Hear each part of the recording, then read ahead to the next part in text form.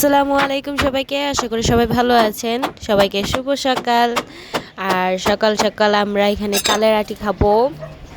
আব্বু এখানে তালের আটি ভাঙতেছে।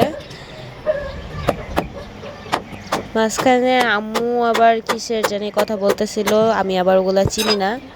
নবান্নর কথা বলতেছিল। আসলে আমার নানু বাসা বরিশালে নতুন ধান উঠলে নবান্ন বানানো হয়, মলিতা এরকম কিছু একটা হইব। তো এই সম্বন্ধে আমার কোনো ধারণা নাই, কারণ নবান্ন সম্বন্ধে তো বইতে পড়ছি নবান্ন কি, কিন্তু আম্মু কোনটার কথা বলতেছিল আমি বুঝতে পারতেছিলাম না।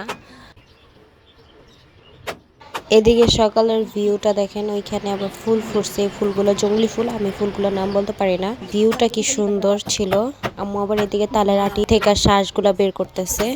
তো প্রথমেই আমাদের এটা ভাঙা গেছিল, কারণ এগুলো শুকায় গেছে, রসটা শুকায় যাওয়ার কারণে এটা মিষ্টি হয়েছে। আমি আবার ভাবছিলাম মিষ্টি হইব না, আম্মু পরে বলতেছে না মিষ্টি হইব, এটা পানি শুকায় যাওয়ার কারণে। আর এইখানে আরেকটা মজার ঘটনা আছে। তো যাই হোক, প্রথমে নানায় নাতিনরে খাওয়াইতে আসছে, বাট আমার মেয়ে এটা জীবনও খায় নাই, ফার্স্ট টাইম, এর জন্য কেমন করে খাইতেছে। ওর কাছে আর কি ফার্স্টে আনইজি লাগতাছিল, পরে খাইছে ও ভালো মতো। এক তো প্রথম এই জিনিসটা ও কখনো খায় নাই, দ্বিতীয়ত আবার মোবাইল দেখতেছিল। আর মোবাইলের দ্বিতীয় নাম আমার ফুপ্পি দিছে জাদু। তো জাদুর জিনিস যদি হাতে থাকে তাহলে এই তালের আটি এই ধরনের জিনিস তো বাচ্চাদের কাছে কিছুই না। তো এখানে একটা মজার কথা আমি যে বলতেছিলাম সেটা হইলো, আসলে এই তালের আটিটাই আমরা তালের শ্বাস কিনা খাই। এটা আমি আজকে প্রথম জানলাম আম্মুর থেকে। যেটা শুকাই গেছে সেটা উঠতে চায় না, থাকে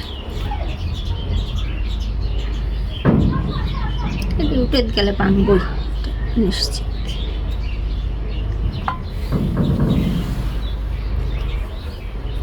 ওটা কি খাবি মাগো যেমন সব। আর এই শ্বাসটাই আমরা কত মজা করে খাই কচি থাকতে। এটাই কিন্তু এই শ্বাস। হুম, যে আমরা সাদা অংশটা খাই না, সেইটাই রে।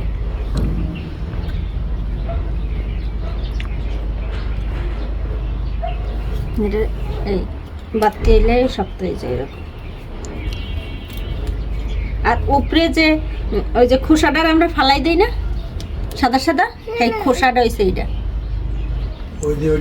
তো এত কষ্ট করার পর এই যে এতটুকু বেরোইছে, কিন্তু এটার অনেক স্বাদ, এটার জন্য আমরা এত পাগল। তো এই ভিডিওটা যদি আপনাদের কাছে ভালো লেগে থাকে তাহলে লাইক কমেন্ট শেয়ার অবশ্যই করবেন। আমার এই ইউটিউব চ্যানেল ফাতিন আফসানা ইকরা অবশ্যই সাবস্ক্রাইব করবেন, এবং আমার ফেসবুক পেজ ফাতিন আফসানা ইকরাও ফলো করে দিবেন।